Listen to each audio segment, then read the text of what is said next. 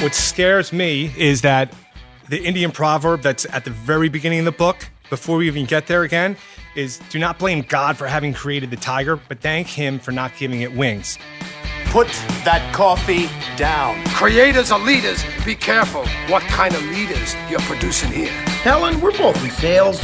Let me tell you why I suck as a salesman. They realized that to be in power, you didn't need guns or money or even numbers. You just needed the will to do what the other guy wouldn't. I'm not leaving. The show goes on.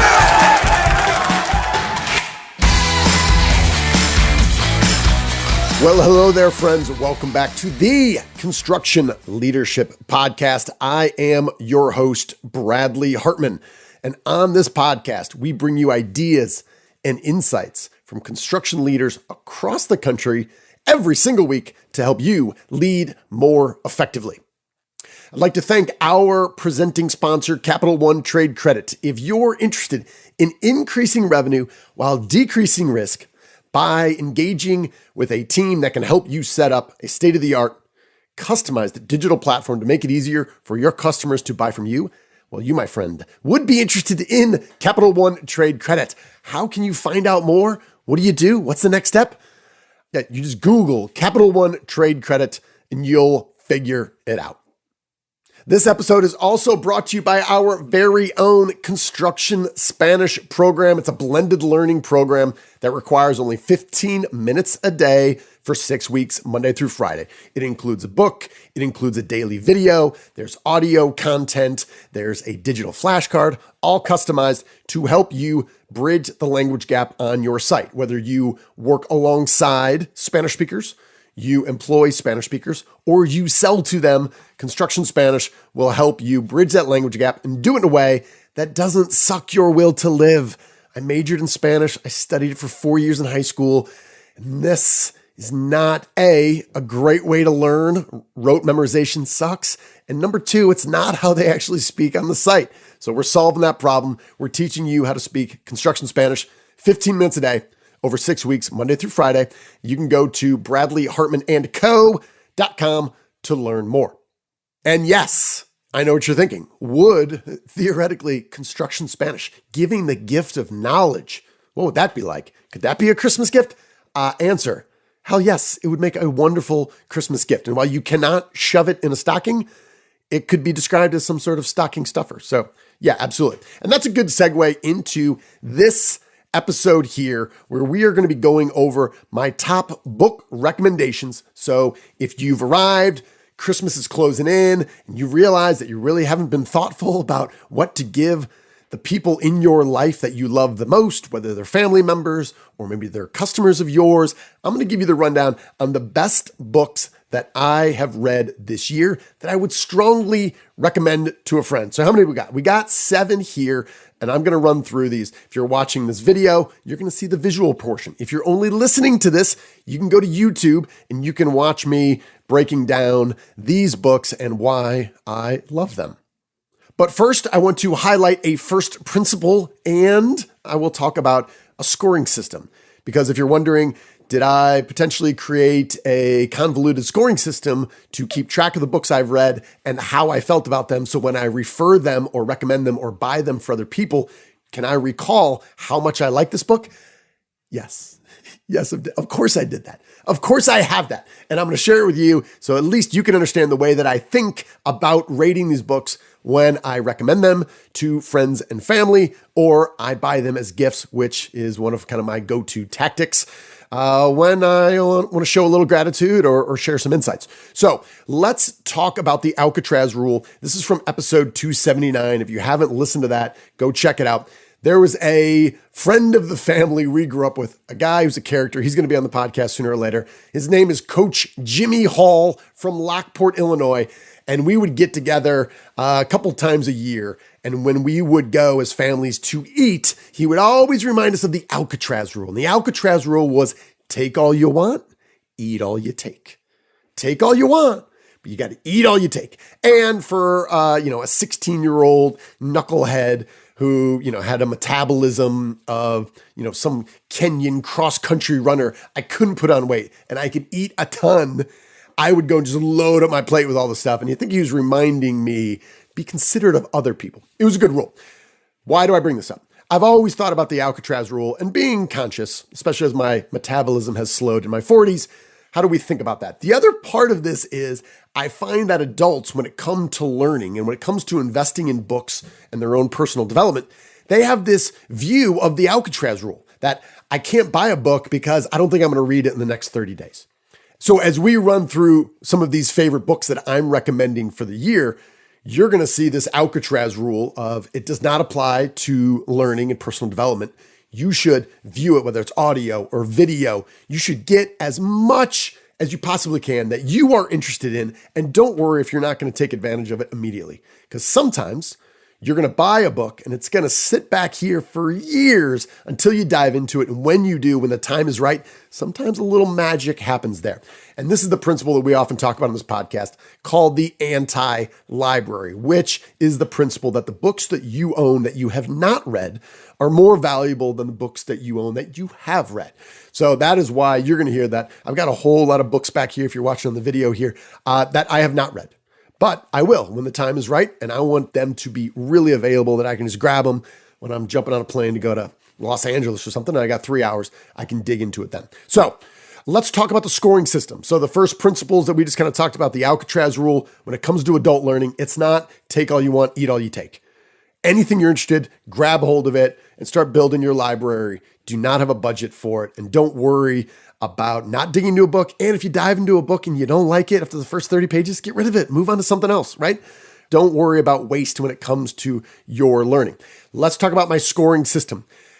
Consistent with the Alcatraz rule and that theme of prisons, as it turns out, we have devised a scoring system for books that I use to keep track of the books that I've read and apply a scoring system to them. We call this the PAROLE scoring system because it's an acronym for PAROLE. So what does the P stand for? The P stands for persuasion. Was this book persuasive? Did it change the way that I think and the way that I look at the world? The AR is kind of a combination. Is it applicable to reality? Sometimes I want to read a book that is totally irrelevant and it's fiction. It's just going to be a fun read. But most often I am looking for books that have a story or something memorable that's going to help me lead a better life and be more intelligent, or hopefully learn something that can be relevant to a friend of mine or someone I know who's struggling with something. So is it applicable to reality? So we got, is it persuasive? Is it applicable to reality? The O is it objective? Sometimes the authors are not objective at all, and I do not prefer to read those sorts of things. The L stands for length. All things being equal, I would prefer it be shorter than longer. And as an author, I can tell you I'm trying to apply that myself as well. And E stands for entertainment. Was it fun? Did I laugh? Did it engage me? And overall, was it entertaining? So that is the PAROLE model. I apply a scoring system to this. I will make this available if you want to do this for yourself. Knock your socks off. But also it'll help me kind of keep in mind to what degree I really enjoyed these books. Okay then, friends, let's dive into my book recommendations for 2022. The first book I will recommend is something that got me out of my comfort zone. It's the book called Barça, or Barça, as they would say it, in Barcelona, in Spain. It's the book about FC, the football club, Barcelona, and it's written by a guy named Simon Cooper, who's a sports writer for the Financial Times, really talented writer. Visited Spain for the first time ever this past year with my family. And dude, I tell you what, FC Barcelona has figured out how to turn every single part of the experience of getting to know them and their stadium and learning about their history into a monetized event. So we went there, we spent a bunch of money, learned about them. I was kind of fascinated about the way so FC Barcelona and some other football clubs, they are actually owned by the town they are in. They have socios, which is basically an associate. It's kind of like the Green Bay Packers model where, hey, I own a little piece. It's not actually true in Green Bay. And actually, after Green Bay Packers tried to do that, be owned by the city of Green Bay, that was outlawed. It is illegal now to have a new football franchise in the National Football League owned by a town. However, it's really interesting to look at a different model about a professional sports club when the city owns it and different decisions they make. Fantastic book. I really recommend it. And especially with the World Cup going on, I think you'll enjoy that. I also learned about one of the most fascinating guys I've never heard of, both for management and business, coaching, communication, and sports, is this guy, Johan Cruyff. Now, he's from the Netherlands. He is the guy, he played for FC Barcelona. He also coached FC Barcelona. Total character, more to come on this. I fell in love with this guy. He's been dead for a while. But fascinating dude, and I'm going to write more about him and was really inspired by him both as a player as well as a leader. And most people don't know him. Even people who really enjoy football, soccer, do not know much about Johan Cruyff. And it's pretty much after Pele, all-time history of most influential players. This guy's number 2, Johan Cruyff. And most people don't know. His book, which was a biography called My Turn, I would read FC Barcelona, the Barca book first. If you dig it, you can use this, but I wouldn't jump right into there. So that's the first book, is Barca.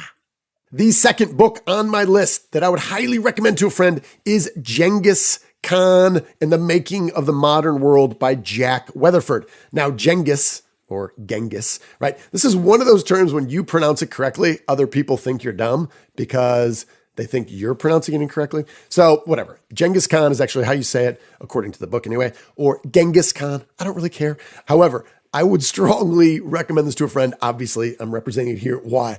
Fascinating book about the Mongols in the 12th century.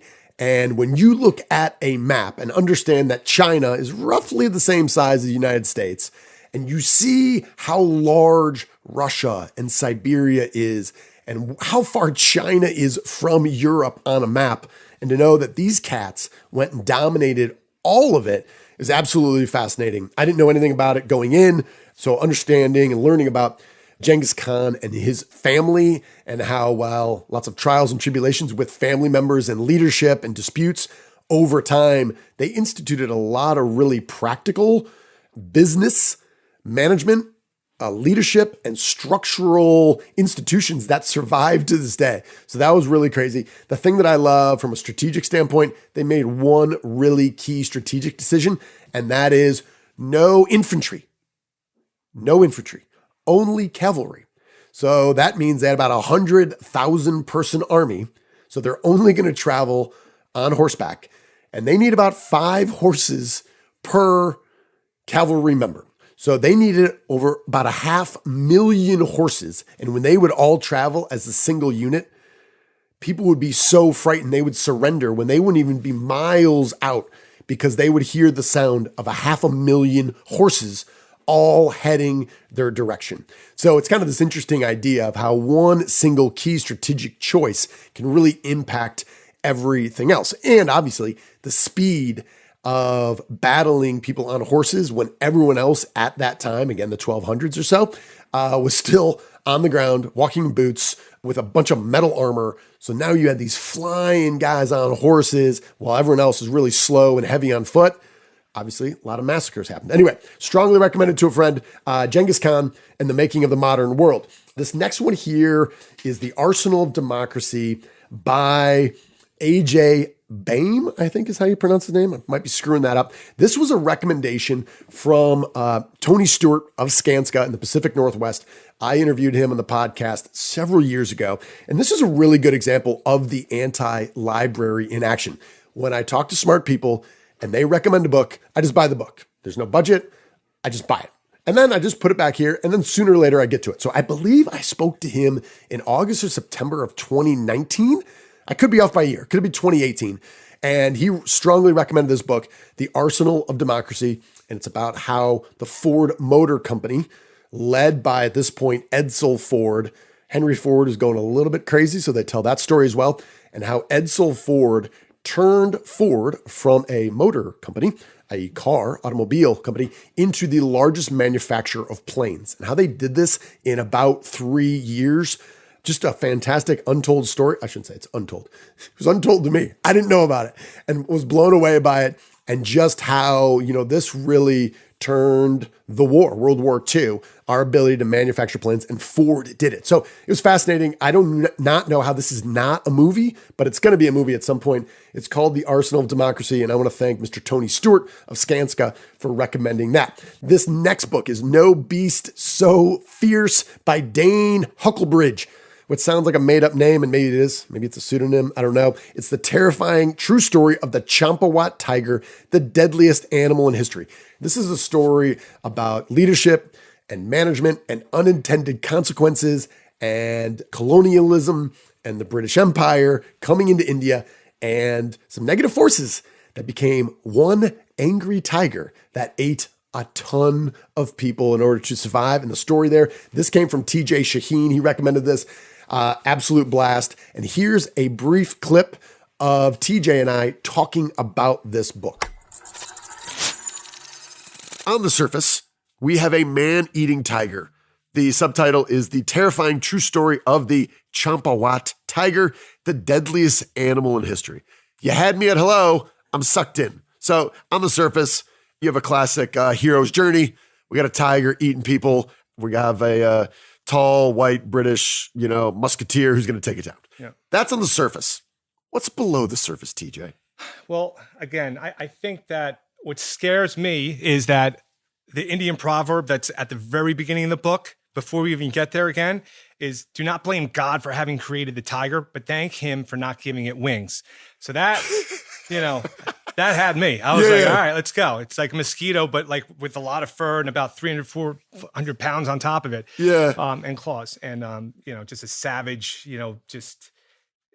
look, at the end of the day, what happens with this tiger is really, it's not a beast so fierce. It claimed over 435 lives in Nepal back in the early 1900s. It's a great story, a great read, but it's really about just two countries with really the British and the Nepalese coming together and colonialization, industrialization, and forcing a complete ecosystem catastrophe where all these tigers and animals and elephants are all out. So they have nowhere else to live and they have no food source anymore. And that really, at the end of the day, you realize that this is a man-made catastrophe. It has nothing to do with the Bengalese tiger, which is a Champawat tiger that was featured in this book. But it's a great book. It's a great history too, to learn about the British, the Indian tea company that was kind of a facade that they used to kind of funnel money back up to Britain, and also the Nepalese as well. It's all about a power struggle, and unfortunately, people that get caught in the middle of it are the farmers and the local people that are this indigenous tribe that are there, and the animals around there. And unfortunately, the tiger's got to do what he's got to do. And when he's hungry, he's got to go eat. Next book on my list is The Ghost Map by Stephen Johnson, subtitle, The Story of London's Most Terrifying Epidemic and How It Changed Science, Cities, and the Modern World. So obviously, we've all gotten a little bit more intelligent, probably, when it comes to epidemiology, and there's no such thing as pandemiology. Epidemics and pandemics with COVID-19. I had read this, actually I listened to this book, I don't know, maybe a decade ago, called The Ghost Map, and something triggered it, and I bought the book and reread it and had the same exact experience. Absolutely loved it. Fascinating story. It's when London, in the course of like a decade, tripled in population, became kind of the center of the industrial world, and a cholera outbreak, and how kind of epidemiology, or how we kind of collect statistics and analytics to understand where things are happening. If I'm describing this in a nerdy way that doesn't sound interesting at all, trust me, it is phenomenal. Such a great book. And Stephen Johnson, I think he's written for Wired and Fast Company. He's a really good writer in general. Love this book. Listened to it once 10 years ago, read it here. That gives you an idea, but fantastic. The next book I just picked up at the airport a couple weeks ago. It's called Killers of the Flower Moon. If in New York Times or the Wall Street Journal, or you just keep track of like the most popular books now, you're going to see this is on the list of a lot of them. And generally, I stay away from these books. I want to give it some distance, see 5-10 years down the line, how they hold up over time. I fell into the trap of looking for a book before I jumped on a flight, grabbed this, and it's by David Graham, and the subtitle is The Osage Murders. I believe that's how you pronounce the Indian group, kind of the Oklahoma, Kansas region, the Osage.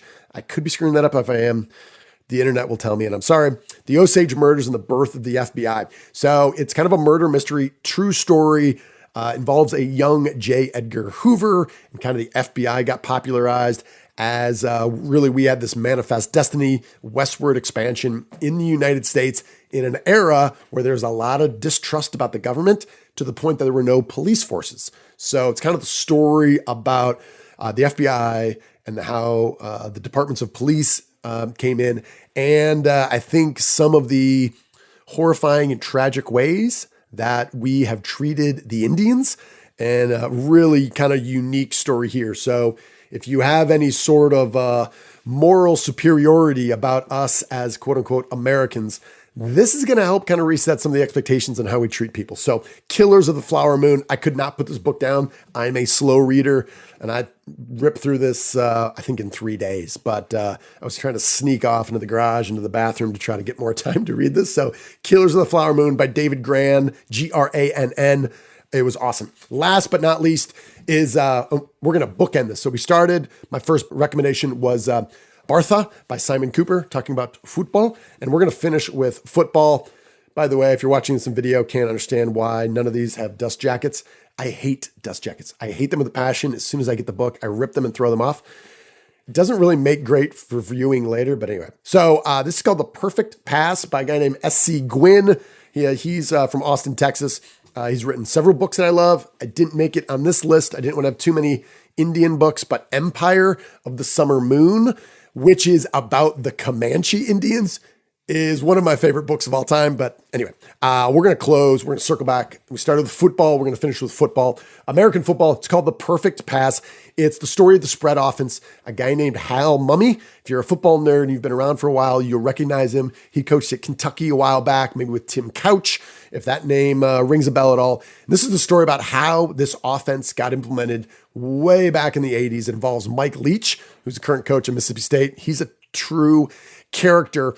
But I think from a corporate leadership management standpoint, it's a fascinating book about something that appears complex, but is really simple that can be instilled in anyone. However, from a leadership and management standpoint, why I love The Perfect Pass and why I've gifted it to so many people in the construction industry, it's a story about taking something, an offense, the spread offense, that looks complex when you watch it, but has a few key first principles on how we run the offense.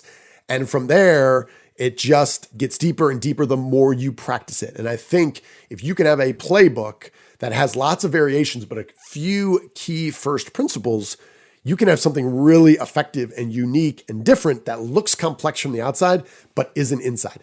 And that's one part. The second part is if you look at where Mike Leach has gone from Texas Tech to Mississippi State, he went to Washington State in between. Wherever he goes, he produces some of the highest passing quarterbacks and the receivers with the most yardage and touchdowns, the best offensives in the country. And then what do? They either A, are not even selected to play in the NFL, or B, they go there and fail. What he does is says, you can give me average athletes and I will make them look like all-stars at this level. Right now, maybe you have an argument about if it's so good, why don't you produce leaders at the next level?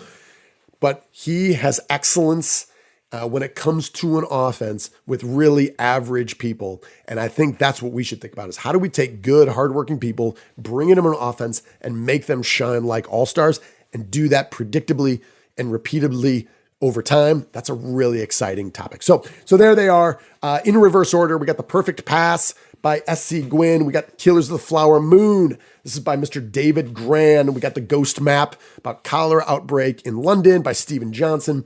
No Beast, So Fierce by Dane Hucklebridge. Strongly recommended by TJ Shaheen. Actually, he sent this to me and I love it. Thanks, TJ.